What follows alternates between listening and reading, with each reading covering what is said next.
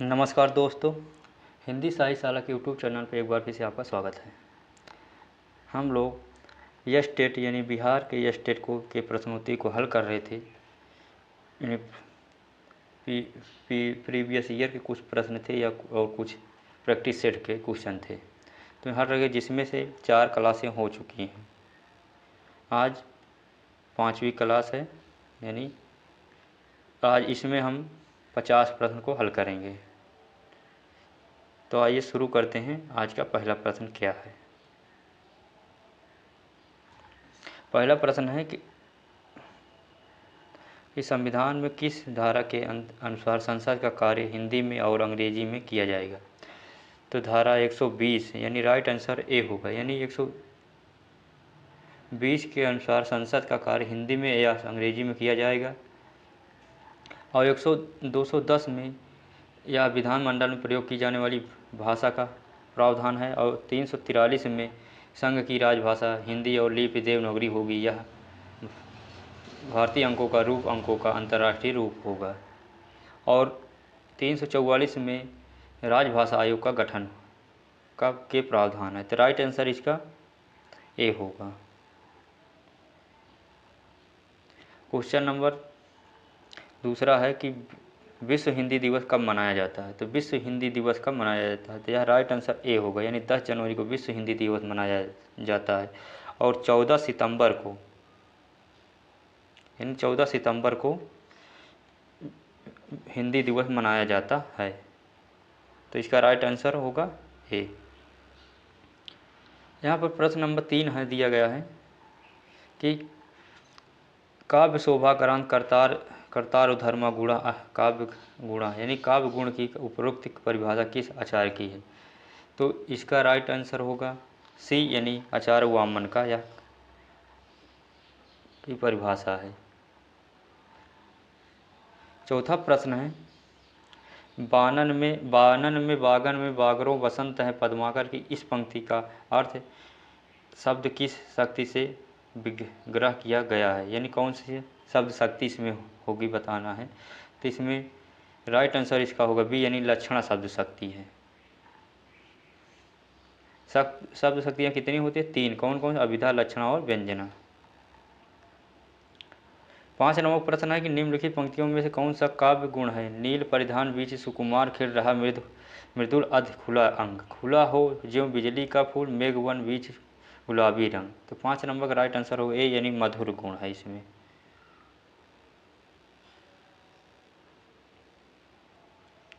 छह नंबर प्रश्न है कि शब्द की शक्तियाँ कितने प्रकार की होती है बताना है। तो अभी आप लोग को हम बताएं कि शब्द की शक्तियाँ 3 होती हैं, यानी कौन कौन? अभिधा, लक्षणा और व्यंजना।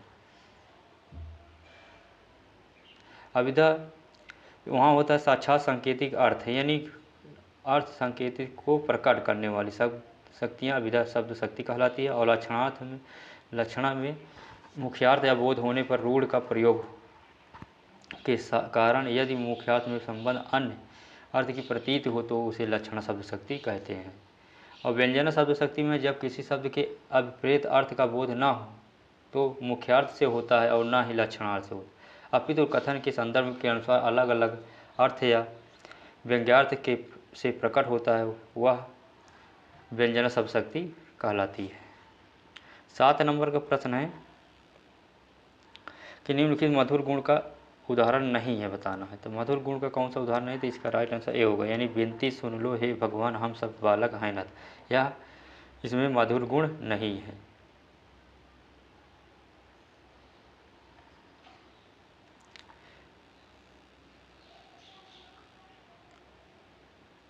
आठ नंबर प्रश्न है नीचे दिए गए वाक्य में कौन सी शब्द शक्ति है? सूर्य अस्त हो गया। तो सूर्य अस्त हो गया, इसका राइट आंसर होगा डी, यानी व्यंजना है। व्यंजना शब्द शक्ति है। सूर्य अस्त हो गया इस वाक्य में सुनने से उपरांत प्रत्येक व्यक्ति इससे भिन्न भिन्न अर्थ ग्रहण करेंगे, इसलिए इसमें व्यंजना शब्द शक्ति है। 9 नंबर का प्रश्न है क्या है कि जब मद्रास बटालियन टाइगर हिल की सीमा लगी गरजने तब सरहद लेते हिमगिर की चट्टानें लगी गरजने तब जाग उठे थे शेर बबर पुरुष हुकार उठा था, मातृभूमि की बल देवी में लहू पुकार उठा था। उपरोक्त पंक्ति में कौन सा काव्य गुण व्यंजित है? तो 9 नंबर का राइट आंसर होगा बी यानी ओज गुण है इसमें। 10 नंबर का प्रश्न है कि निम्न में से कौन सी छंद शास्त्र की प्रथम मुख्य पुस्तक है? तो छंद शास्त्र की प्रथम पुस्तक कौन सी है? तो इसका राइट आंसर होगा बी यानी छंद सूत्र। यह छंद शास्त्र की प्रथम पुस्तक है। इसके लेखक पिंगल साध भी इसका नाम है। इसके बाद काव्य प्रकाश और मम्मट की और रसिक प्रिया केशवदास की है। तो प्रथम कौन है? सूत्र, छंद सूत्र। 11 नंबर प्रश्न है निम्नलिखित में से कौन सा वर्णिक छंद है? तो वर्णिक छंद कौन सा है? तो इसमें सी होगा यानी उपेंद्र वज्रा में वर्णिक छंद है। 12 नंबर का प्रश्न है कि छंद में प्रायः कितने चरण होते हैं? छंद में प्रायः 4 चरण होते हैं। 13 नंबर प्रश्न है कि या लकुटी अरु कमरिया पर राज तिहुपुर को ताजी डरो आठों सिद्ध नवो निधि को सुख नंद की गाय चराए विसारो। इन पंक्तियों में कौन सा छंद है बताना है। तो 13 नंबर राइट आंसर होगा डी यानी इसमें सवैया छंद है। कौन सा छंद है? इसमें सवैया छंद है।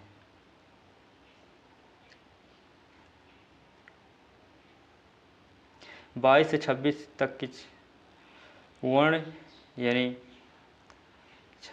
छंद जिसमें होते हैं वह सवैया छंद होता है।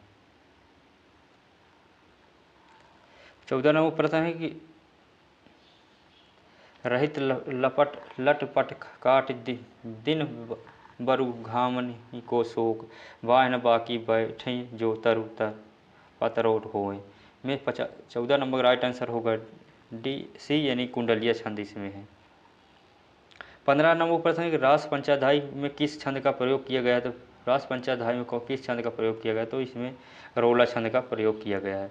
16 नंबर प्रश्न प्रत्येक चरण में 28 मात्रा 16-12 पे यति अंत में लघु कु गुरु किस छंद में होता है? तो यह इसमें ए होगा यानी हरि गीतिका छंद में होता है।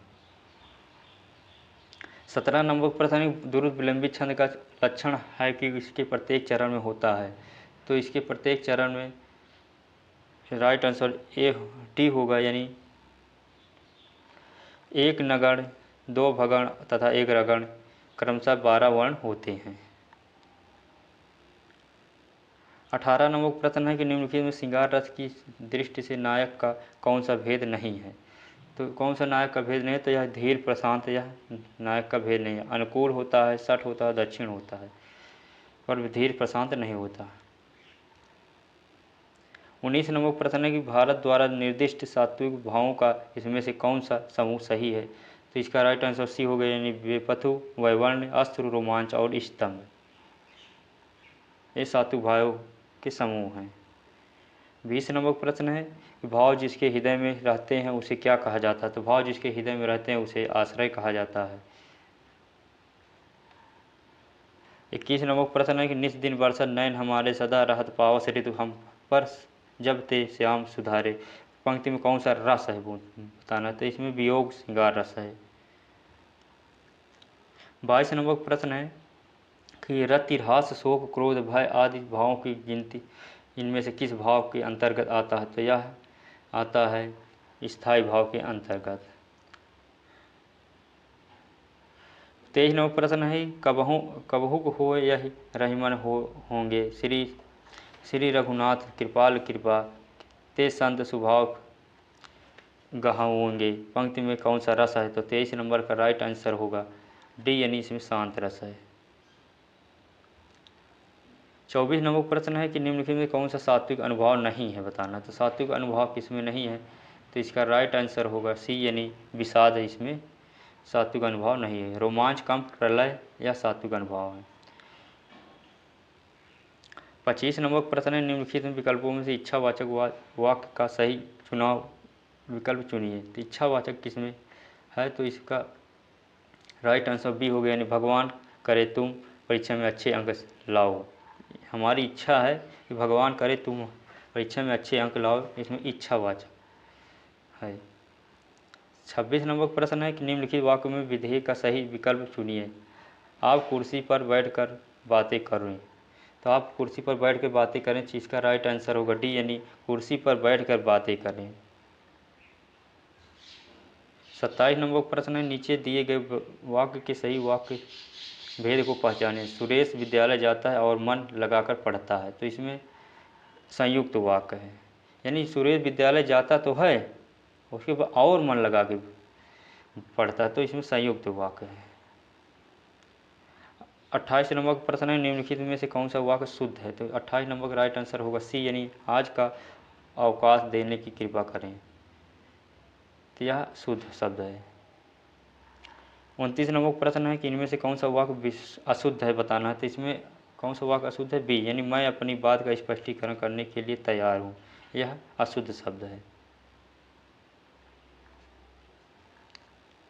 30 नंबर प्रश्न है कि एक वाक्य शुद्ध है जिसका चयन करना, तो इसका राइट आंसर भी होगा, यानी फूलों की एक माला लाओ।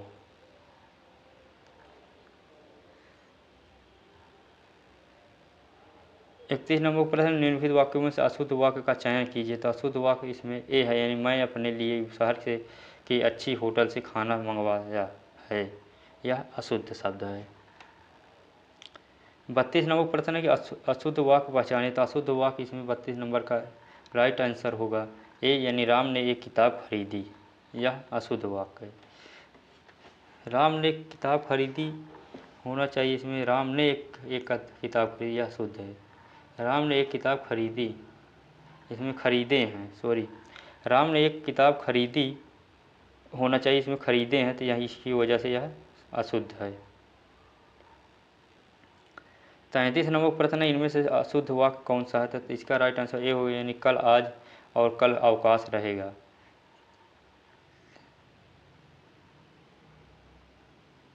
इसका शुद्ध शब्द होगा कल, आज और परसों अवकाश रहेगा।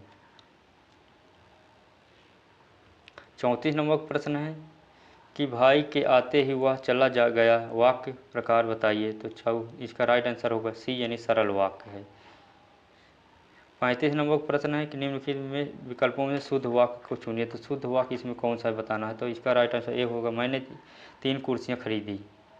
36 नंबर का प्रश्न है कि रचना के अनुसार काव्य कितने प्रकार के होते हैं, तो इसका राइट आंसर होगा ए, यानी 3 होते हैं। रचना के अनुसार वाक्य के 3 प्रकार होते हैं, कौन कौन से होते हैं, सरल वाक्य होते हैं, संयुक्त वाक्य होते हैं और मिश्रित वाक्य होते हैं। 37 नंबर प्रश्न है कि सबे दिन होत न एक समान, लोकोक्ति का अर्थ होगा, तो सब दिन एक समान नहीं होते, इसका राइट आंसर होगा ए, यानी समय परिवर्तनशील होता है। 38 नंबर प्रश्न है कि 9 दिन चले 2.5 कोस से तात्पर्य है, तो इसमें राइट आंसर होगा डी, यानी अधिक परिश्रम का थोड़ा फल मिलता है। 39 नंबर प्रश्न है कि हाथ डालना मुहावरे का अर्थ क्या है, तो इसका राइट आंसर होगा ए, यानी शुरुआत करना। 40 नंबर प्रश्न है किसी तरह की जिम्मेदारी न होने पर लोकोक्ति का सही अर्थ क्या होता है, तो इसका राइट आंसर होगा आगे नाथ न पीछे पगहा। 41 नंबर प्रश्न है बुरे दिन आना किस मुहावरे का अर्थ प्रतीत होता है, तो इसका राइट आंसर डी होगा, यानी तालू में दांत जमना। 42 नंबर प्रश्न है कि परित्यक्ता शब्द में इनमें से किस लोकोक्ति के लिए सटीक अर्थ है, तो इसका राइट आंसर होगा सी, यानी वह स्त्री जो पति द्वारा छोड़ दिया गया हो उसे कहा जाता है क्या, परित्यक्ता। 43 नंबर प्रश्न है निम्नलिखित प्रश्न में 4 विकल्पों में से उस विकल्प का चयन करें जो दी गई लोकोक्ति का सही अर्थ हो। अब की, अब, जब की, जब के साथ, तो इसका राइट आंसर होगा डी, यानी सदा वर्तमान की चिंता करनी चाहिए, यानी सदा वर्तमान की ही चिंता करनी चाहिए।